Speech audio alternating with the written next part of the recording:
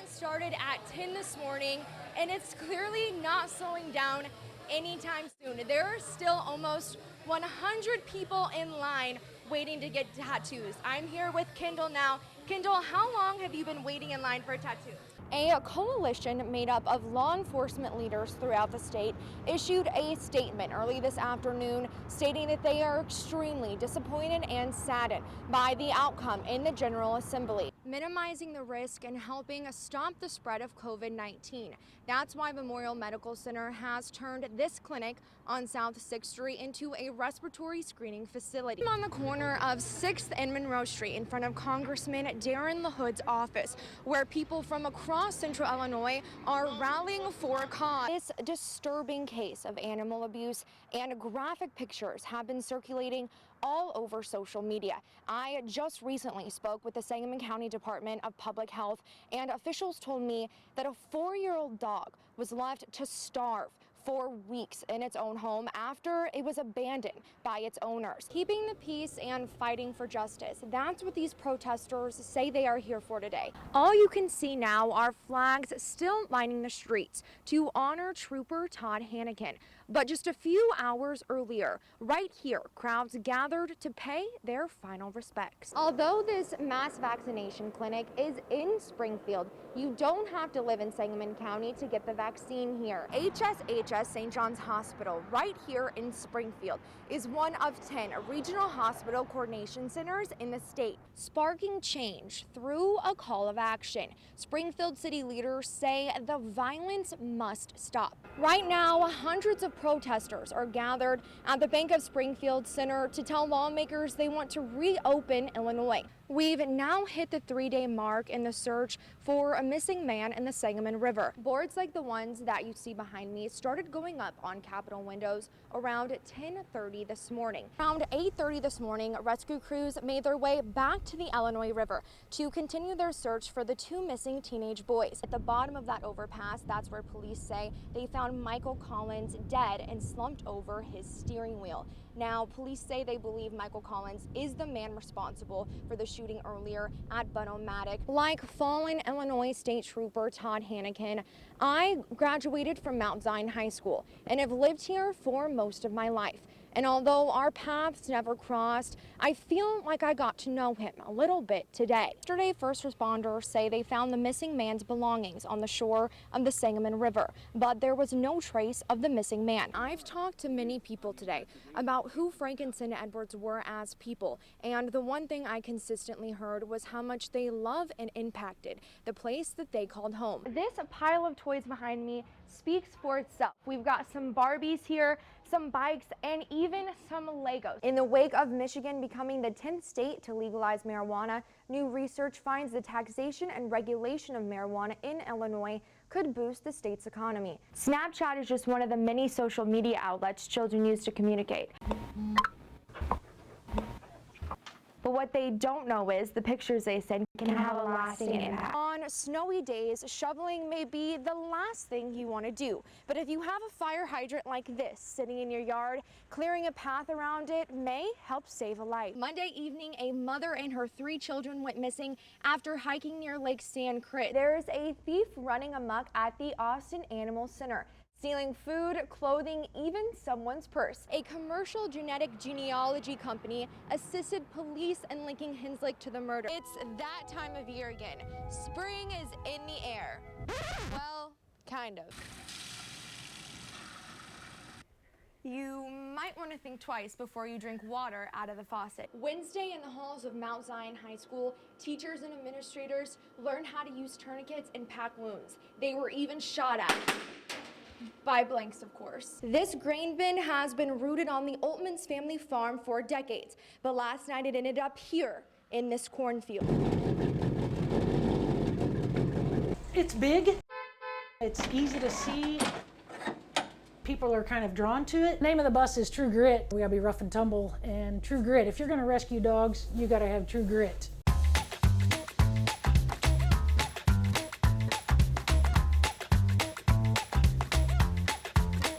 Rescuing dogs is exactly what Charlene Walsh lives for. These are God's creatures, and we are stewards of the domestic animals, and that's our responsibility.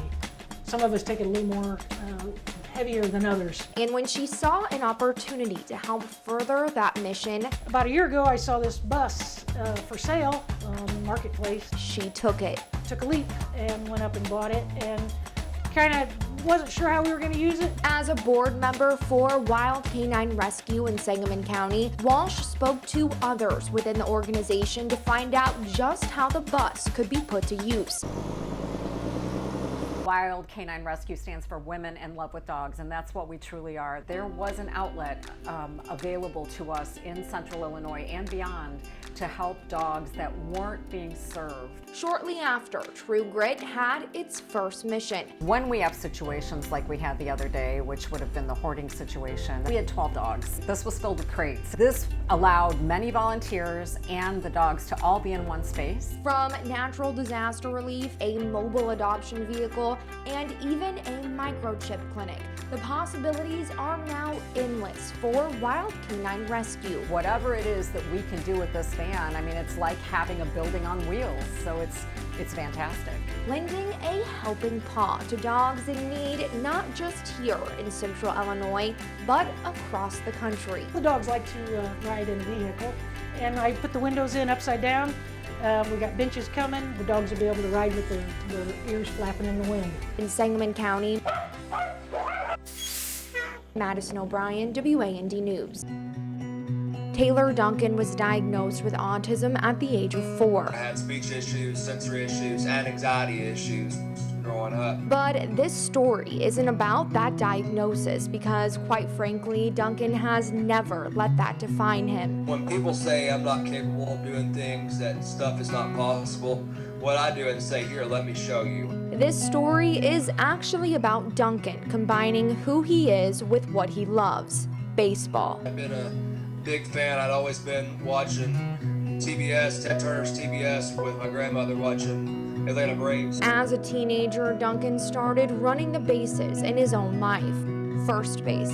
At the age of 12, Duncan started playing baseball, a sport that he says gave him the confidence to do anything. I learned how to deal with winning properly, and I learned how to deal with losing, and basically learned that when you fall down, you have to continue getting back up. But confidence faded quickly when Duncan says he was thrown a couple of curveballs. There's a lot of social stigma and perceptions from peers and coaches who thought they knew what one with autism can and cannot accomplish. That often precluded me from having the same opportunities as others my age. But Duncan wouldn't let his disability strike him out. In 2016, Duncan rounded second base in his life by starting an alternative baseball league. I wanted to give back to others just like myself that did not have the same luxuries as I did to play traditional sports. It's a league that provides an authentic baseball experience for teens and adults with autism and special needs. But autism doesn't stop at age 18. At least nobody told me it did. Really, we're there to serve those over the age of 15, and we don't have a maximum age limit to ours. Third base.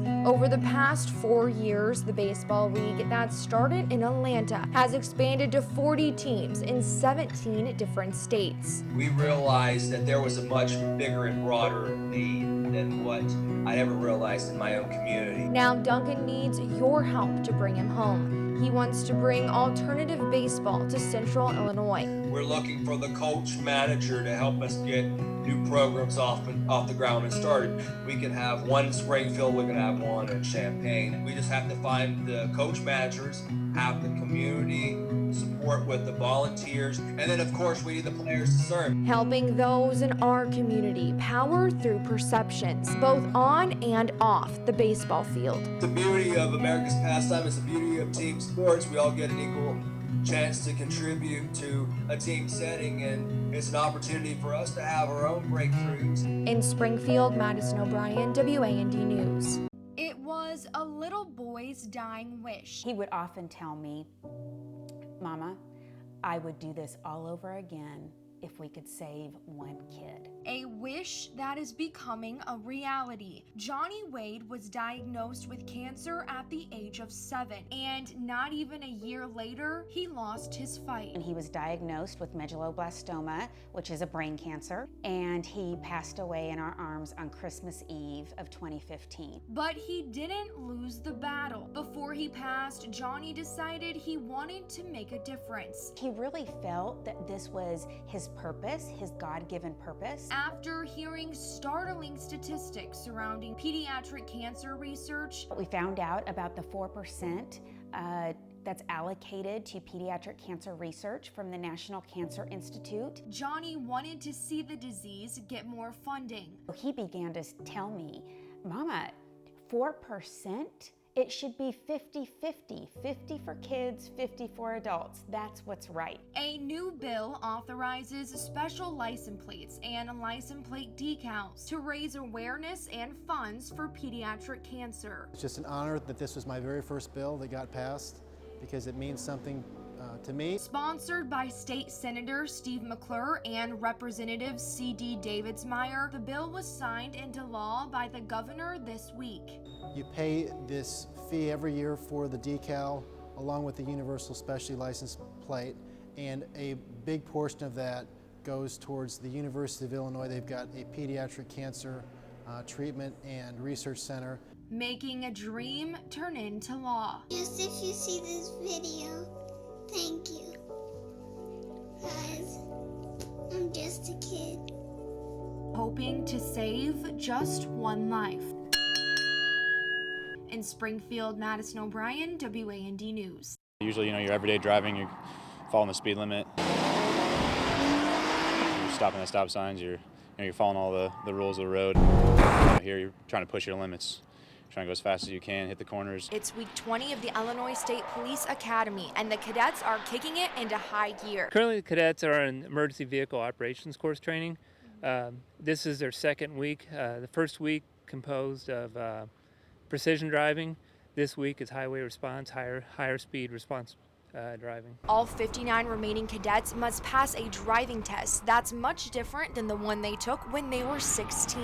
Test day, what they'll be graded on is making sure they put their wheels in the white boxes or their apex boxes, staying within the outer fog lines, not excessively braking, not excessively oversteering. It's one track under a mile long with 16 sharp turns. A lot of wear on the cars. A set of tires out here only lasts about 250 miles. We burn through a lot of tires.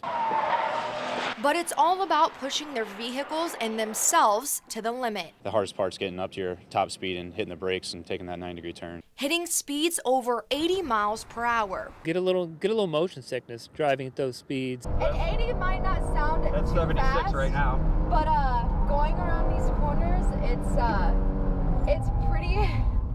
it's pretty intense. The drivers can definitely feel the effects of the course. The first day we came out here, the instructors took us in the vans around the track, just showed us, what the turns were like, where we were going to go, the apexes, where we needed to hit. And then the second time they went around there, they cranked up the speed, and all the cadets are in the vans together, and we're sliding around, and I felt it for the rest of the day. And it definitely took a toll on me. You ready?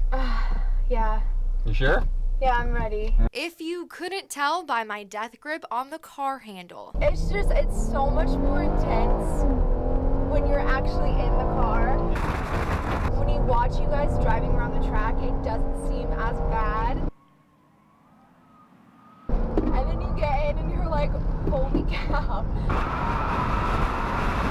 But it's all to make sure these cadets know how to respond to calls safely in the real world. Driving, as I said, it's what we do every day. It's kind of our bread and butter. Since they will officially go from a cadet to an Illinois State Police officer in under 7 weeks. I remember day 0, we're laying down in bed, and they telling us day 0, 27 weeks left. And that felt like it was yesterday still. In Springfield, Madison O'Brien, WAND News. I've had cars that have driven into ponds. We've had people in the lakes, just kids that are out walking around on the ice. On a day like this, where the temperature is below freezing, if you fall into a lake or pond, hypothermia can set in just minutes. Within minutes, they can start losing those motor skills that are going to keep them above the water. Need help. And your survival rate goes down with each passing second. We're still operating in rescue mode within that first hour, which means that there's still a chance of survival with that victim. So there's documented cases anywhere from 40 to 50 minutes of a person being under the water. That's why the Springfield Fire Department goes through a cold water rescue training every year. A very common occurrence for us in Springfield, Illinois. Our dive team is very busy, and the water and ice rescues happen a lot because we have so many ponds like behind me. We also have our big lake. So I decided to suit up and learn the ins and outs of what it takes to rescue.